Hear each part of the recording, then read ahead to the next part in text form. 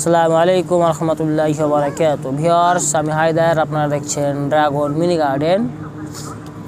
আমি চলে এসেছি আপনাদের সামনে আরেক জাতের লেবুর গাছের ভিডিও নিয়ে। এর আগের ভিডিও আমরা দেখেছেন পাতিলেবু গাছের যে ফুল আসার আগে আমরা কী পরিচর্যা করব সে সংক্রান্ত ভিডিও। তো আজকে আমার ভিডিও চায়না কমলা লেবু গাছ নিয়ে। চায়না কমলা লেবু গাছের আমরা কী পরিচর্যা করব এবং লেবু গাছে কি কি রোগ হয় এবং এর রোগ থেকে কী করে গাছকে বাঁচাবেন, এবং এখন এই মুহূর্তে আমার গাছে গুটি অনেকগুলো দাঁড়িয়ে গেছে, তো এখন কি খাবার দিবেন এই সব নিয়ে আজকে আমার ভিডিও। চলুন আমরা একে একে জেনে নেব লেবু গাছের রোগ এবং কী পরিচর্যা করব। তো চলে এসেছি আমি চায়না কমলা লেবু গাছের কাছে।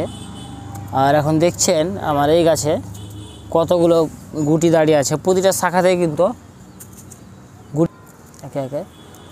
এখানে দেখছেন এখানে 4-5টা গুটি দাঁড়িয়ে আছে, এখানে 4-5টা গুটি, এখানে এই ডালগুলো দেখছেন প্রায় ডালেই কিন্তু আমার এই গুটি দাঁড়িয়ে আছে।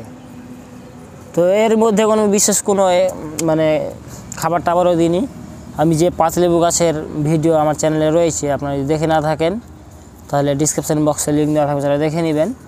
পাতিলেবু গাছের পরিচর্যা করতে বলেছিলাম ফুল আসার আগে কী পরিচর্যা করবেন যাতে ফুল আসবে। তো সেম প্রসেস, সেম পদ্ধতি আমি এর মধ্যে ইউজ করেছি।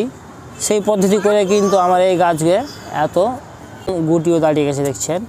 তো এবার আমরা চলে যাব এই চায়না লেবু গাছে কী করবে এখন, যেহেতু গুটি চলে এসেছে। এই সময় গুটিগুলো যাতে ঝরে না যায় তার জন্য কী করবেন আপনি। তো প্রথমত আমরা চলে আসবো লেবু গাছের মাটি কেমন করবেন আপনি। বিশেষ কোনো খাসভাবে মাটি তৈরি করতে হয় না, আমার চ্যানেলে রয়েছে জৈব পদ্ধতিতে মাটি তৈরি কীভাবে করবেন। যদি দেখে না থাকেন তাহলে তার ডিসক্রিপশান বক্সে লিঙ্ক দেওয়া থাকবে, সেটা দেখে নেবেন। তো সেরকমই মাটি, তো শুধু লেবু গাছের মাটি আপনি যাতে জমাট বাঁধা না হয়, জমে না থাকে, এরকম লেবু গাছের মাটি হবে ঝুরঝুরে। দোআঁশ মাটি লেবু গাছের জন্য ভালো। এর পাত্র যেটা যে টবে লাগাবেন সেই টবেরও কিন্তু হাইটের প্রয়োজন সেরকম হয় না। আমার এটা দেখছেন একটা 6 বা 7 হবে এবং চওড়া 12 থেকে 13 এরকম একটা গামলাতে আমি লাগিয়েছি। কারণ লেবু গাছের শিকড় সেরকম নিচে যায় না, উপরে চারদিকে ছড়ে যায়। সেগুলিতে আপনি বা ওই 20 লিটার যে গামলাগুলো থাকে সেগুলোতে বসান, তাহলে ভালো হবে। তো এই ছিল লেবু গাছ কেমন জায়গাতে বসাবেন এবং কী ধরনের মাটি দিবেন। এবার আমরা তো এখন যেহেতু আমার গাছে ফুল থেকে গুটিতে পরিণত হয়েছে, মটর দানা সাইজ হয়ে গেছে, দেখতে পাচ্ছেন আপনারা। তো আমি এর পাতিলেবু গাছের ভিডিওতে বলেছিলাম যে ফুল আসার আগে আপনি জল একদমই কম দিবেন, যাতে গাছটা বেঁচে থাকে সেরকম জল ইউজ করবেন। তো যেহেতু এখন আমার গাছে গুটি হয়ে গেছে, তো ফার্স্ট টাইম আমাদের যেটা করতে হবে, এই গুটি দাঁড়িয়ে যাওয়া অবস্থাতে আপনি যদি মাটি এখন শুকিয়ে দেন তাহলে কিন্তু আপনার গুটি থাকবে না, সবগুলো ঝরে পড়ে যাবে। তো আমাদের ফার্স্ট যেটা করতে হবে এখন আমাদের, তো আপনি এই অবস্থাতে এখন সকালে বিকালে জল দিবেন যাতে মাটি শুকিয়ে না যায়। 2 টাইম জল দিতে হতে পারে, কিংবা আপনি গাছটাকে স্প্রে করে ভিজিয়ে দিতে পারেন দুপুরবেলা, কোনো সমস্যা নেই। অনেকে বলে থাকেন যে দুপুরবেলা জল দিলে হয়তো গাছ মরে যাবে, এটা আসলে ঠিক না। আমি যে কোনো সময় দুপুরে জল স্প্রে করি, ভিজিয়ে দিই, গোড়াতে জল দিই, কোনো সমস্যা হয় না, আরও গাছ বরঞ্চ সতেজ থাকে। তো এটা আপনি করবেন। এবং এই অবস্থাতে আপনি গুটি দাঁড়িয়ে গেছে, গুটি মটর দানা হয়ে গেছে, যে কোনো খাবার দিতে পারেন, কোনো সমস্যা নেই। তো আমি জৈব পদ্ধতিতে করে থাকি, আমি রাসায়নিক যেহেতু ব্যবহার করি না। তো আমি এর মধ্যে যেটা আমার চ্যানেলে অবশ্য ভিডিও রয়েছে, কিচেন ওয়েস্ট থেকে তরল জৈব সার এবং শস্যের খোল থেকে তরল জৈব সার, এটা আমার চ্যানেলে ভিডিও দেওয়া হয়নি। ইনশাল্লাহ শীঘ্রই ভিডিওটা আমি আপলোড করব। এবং কলার খোসা ভিজিয়ে জল এগুলো ইউজ করতে থাকেন, বা আপনার যে চ্যানেলে মিশ্র জৈব সার যে ভিডিও রয়েছে, যদি দেখে না থাকেন মিশ্র জৈব সার কীভাবে তৈরি করবেন সেটাও আমার ডিসক্রিপশান বক্সে লিঙ্ক দেওয়া থাকবে, সেটা আপনি দেখে সেই সার ইউজ করতে পারেন। এখন হালকা খুঁচিয়ে নিয়ে ওই মিশ্র জৈব সার আপনি ইউজ করবেন। এই সময় এখন এইগুলো খাবার আপনি দিতে পারেন, কোনো সমস্যা হবে না, ইনশাআল্লাহ আপনার কাছে কিন্তু ফল দাঁড়াবে। এই ছিল সারের ব্যাপার। এবং আমরা চলে আসব লেবু গাছের মানে কি রোগ হয় এবং এই রোগ থেকে কি করে বাঁচবেন। তো 1 নম্বর যেটা রোগ লেবু গাছে যেটা হয়ে থাকে, ফুল ধরে, ফুল তো লেবু গাছে আসে, কচি পাতার সাথে সাথে বের হলে কিন্তু ফুল আসে, এবং কচি পাতা বের হওয়ার সময়তেই কিন্তু প্রচুর পরিমাণে লিপ মাইনারের অ্যাটাক হয়, পাতাগুলো খেয়ে যায়, যেটাকে লিপ মাইনার বা ম্যাপ পোকা বলে থাকে। এখানে জুম করলে হয়তো এই গাছটা একটা পাতায় দেখতে পাচ্ছেন, এখানে হালকা লিপ মাইনারের অ্যাটাক হয়ে আছে এখানে, বা আমার স্ক্রিনে শো করছে, আপনি দেখতে পাচ্ছেন যে লিপ মাইনারের অ্যাটাক হলে কেমন টাইপের হয় গাছ। লিপ মাইনারের অ্যাটাক হলে এরকম পাতাগুলো মানে কুকুরে যায়, গাছ বাড়তে দেয় না। এটা একটা মানে লেবু গাছের জন্য একটা ভয়ঙ্কর রোগ। তো এই লিপ মাইনার যদি অ্যাটাক হয়, সেরকম কোনো জোরালো ফাঙ্গিসাইড কীটনাশকের প্রয়োজন নেই। আপনি নিম কীটনাশক হতে পারে বা সাপ, ম্যানসার, এগুলো যদি ইউজ করেন, কিন্তু একটু ঘন ঘন করতে হবে, 4 থেকে 5 দিন পর পরে আপনি স্প্রে করবেন, তাহলে এই লিফ মাইনার থেকে আপনার গাছ বাঁচবে ইনশাআল্লাহ। এটা ছিল 1 নম্বর লেবু গাছের রোগ। আমার এই ছাদ করার প্র্যাকটিক্যাল অভিজ্ঞতা থেকে বলছি যে আমার মনে হয় ছাদে যতগুলো গাছ থাকে সব চাইতে লেবু গাছের উপরে রোগ বেশি হয়, রোগবালাই লেবু গাছের বেশি, অনেকগুলো রোগ হয় এবং মানে কী বলবো,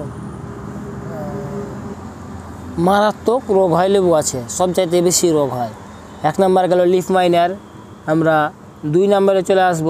2 নম্বরে যেটা আরেকটা রোগ হয় লেবু গাছের, ক্যাঙ্কার রোগ যেটাকে বলে ক্যাঙ্কার রোগ। ক্যাঙ্কার রোগ হলে কি হয়, পাতাগুলো হলুদ হয়ে যায় বা পাতাতে দেখবেন বাদামি কালার স্পট পড়ে যায়। এটা আমার স্ক্রিনে শো করছে, দেখতে পাচ্ছেন, এরকম হয় এবং ফলেও এরকম স্পট পড়ে যায়। তো এই ক্যাঙ্কার রোগ হলে পরেও কিন্তু গাছ অনেক সময়তে আস্তে আস্তে পাতাগুলো শুকিয়ে ন্যাড়া হয়ে গাছ কিন্তু মারা যেতে পারে, এরকম একটা পর্যায়ে লেবু গাছ চলে আসে।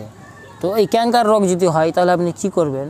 ক্যাঙ্কার রোগ যদি হয় তাহলে আপনি অবশ্যই এটা করতে পারেন যে ব্লাইটক্স 1 লিটার জলে 3 গ্রাম মিশিয়ে যদি 7 দিন পর পর 2 থেকে 3 বার স্প্রে করেন, বা প্রফেক্স সুপার যদি আপনি 1 লিটার জলে 1 থেকে 1.5 গ্রাম মিশিয়ে 7 দিন পর পর 2 থেকে 3 বার স্প্রে করেন, তাহলে ইনশাআল্লাহ এই রোগ থেকে আপনার গাছ বাঁচবে। তো 3 নম্বর রোগ যেটা আরেকটা হয়ে থাকে লেবু গাছের, গ্যামোসিস রোগ। যে রোগ হলে পারে আপনি দেখতে পাবেন, এটা আমার স্ক্রিনে আমি ছবি দিয়ে দেবো, সেটা দেখতে পাবেন গ্যামোসিস হলে কি হয়। এবং আমার ছাদে একটা হালকা গ্যামোসিস একটা লেবু গাছে ধরেছে, এখন আমরা সেটা দেখে নেব, চলুন। আপনার গাছ যদি বেশি ছায়াতে থাকে এবং গাছে যদি খাবারের অভাব থাকে, তাও কিন্তু এই রোগ হয়ে থাকে। তো এই রোগ হলে পরে আপনি কী করবেন, যে কোনো একটা ফাঙ্গিসাইড, সাফ হতে পারে বা স্প্রিন হতে পারে, ওস্তাদ হতে পারে, অনেকগুলো যে পাওয়া যায়, সেগুলোকে পেস্ট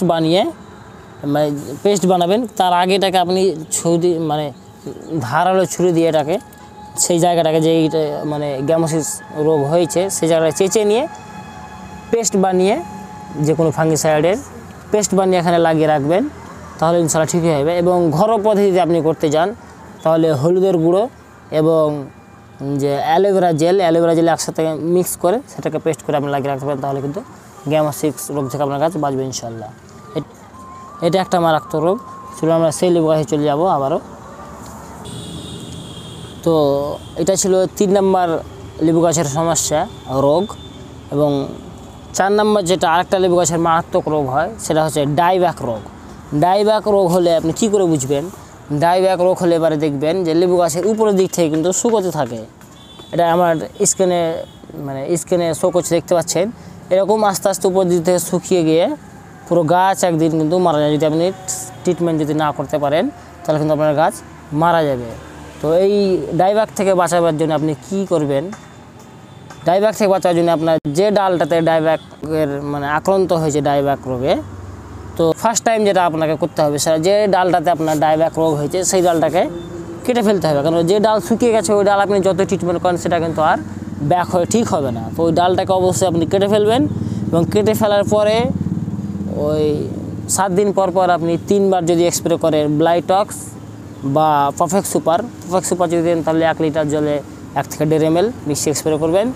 এবং যদি ব্লাইটক্স দেন তাহলে 1 লিটার জলে 3 গ্রাম মিশিয়ে বা 3 ml মিশিয়ে স্প্রে করবেন 7 দিন পর পর, তাহলেই ডাইব্যাক রোগ থেকে ইনশাআল্লাহ আপনার গাছ বেঁচে যাবে। এই ছিল আরেকটা রোগ। এবং লেবু গাছের যে আরেকটা রোগ হয় মারাত্মক রোগ, তো 5 নাম্বার লেবু গাছের যে আরেকটা রোগ হয় সেটা অনেক সময় দেখবেন যে লেবু গাছের পাতাগুলো হলুদ হয়ে ঝরে পড়ে যাচ্ছে, এরকমটা অনেক সময় হয়ে থাকে। এবং আবার ডরমেন্সিতে যে অসময়ে পাতা ঝরে পড়ে যায় সেই সময়ের কথা বলছি না, এমনিতেই যেটা হয় সে সময় পাতা ঝরে আবার নতুন কচি পাতা বেরোয়, ফুল ফল হয়, সেটা আলাদা ব্যাপার। সেটা না, এমনি সময়তে ফুল ফল থাকলেও যে কোনো সময় দেখবে হলুদ হয়ে পাতা হয়ে কিন্তু পাতা ঝরে পড়ে যাচ্ছে। তো এটা অ্যাকচুয়ালি হয়ে থাকে গাছের খাবারের সমস্যার কারণে। যদি আপনার কাছে অনুখাদ্যের অভাব হয় তাহলে কিন্তু এটা হয়ে থাকে। তো এটা যদি হয়ে থাকে তাহলে আপনি কি করবেন, এই যদি মানে পাতা ঝরে পড়ে যায় তাহলে এটাকে রোধ করার জন্য আপনি অবশ্যই যে কোনো একটা অনুখাদ্য স্প্রে করবেন। অনুখাদ্য বাজারে অনেকগুলোই পাওয়া যায়, যেমন অ্যাগ্রোমিন, ম্যাক্স বা মোবোমিন, এইগুলো আপনি স্প্রে করতে পারেন। এগুলো 1 লিটার জলে 1.5 থেকে 2 গ্রাম মিশিয়ে যদি স্প্রে করেন কয়েকবার, তাহলে ইনশাল্লাহ এই রোগ থেকে আপনার গাছ ঠিক হয়ে যাবে। এটা ছিল আর একটা লেবু গাছের সমস্যা। এবং লেবু গাছের আরও একটা সমস্যা হয়ে থাকে যেটা দেখবেন, যেটা লেদা পোকার অ্যাটাক। লেবু গাছ কিন্তু বিভিন্ন ধরনের লেদা পোকার অ্যাটাক হয়ে থাকে।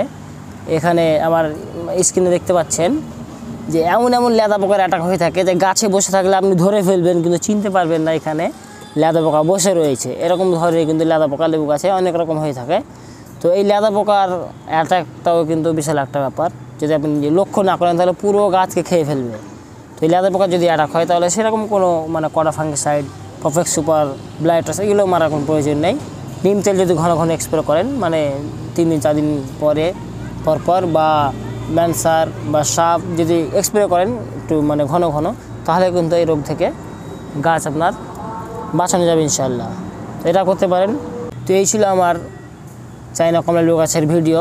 এবং শুধু এই চায়না কমলা গাছে এই সব রোগগুলো হয় না, লেবু গাছের সবগুলো লেবু মানে যতগুলো লেবুর জাত রয়েছে প্রায় লেবু গাছেই মানে লেবু গাছে এই সব রোগগুলো কিন্তু হয়ে থাকে, শুধু চায়না কমলাতেই না। তো বেশিরভাগ লেবু গাছে এই রোগগুলো হয়ে থাকে। তো এই ছিল আমার ভিডিও, রোগ থেকে কী করে বাঁচবেন, কী খাবার দেবেন গুটি আসার পরে। যদি ভালো লেগে থাকে তাহলে লাইক, কমেন্ট, শেয়ার এবং সাবস্ক্রাইব করে সাথে থাকবেন। আসসালামু আলাইকুম ওয়া রাহমাতুল্লাহি ওয়া বারাকাতুহু।